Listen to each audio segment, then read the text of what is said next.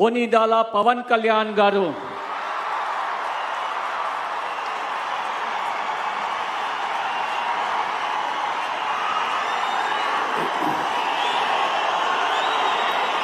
నేను కొనిదెల పవన్ కళ్యాణ్ అనే నేను శాసనం ద్వారా నిర్మితమైన భారత రాజ్యాంగం పట్ల నిజమైన విశ్వాసం, విధేయత చూపుతానని, భారతదేశ సార్వభౌమాధికారాన్ని, సమగ్రతని కాపాడుతానని, ఆంధ్రప్రదేశ్ రాష్ట్ర మంత్రిగా నా కర్తవ్యాలను శ్రద్ధతో, అంతఃకరణ శుద్ధితో నిర్వహిస్తానని,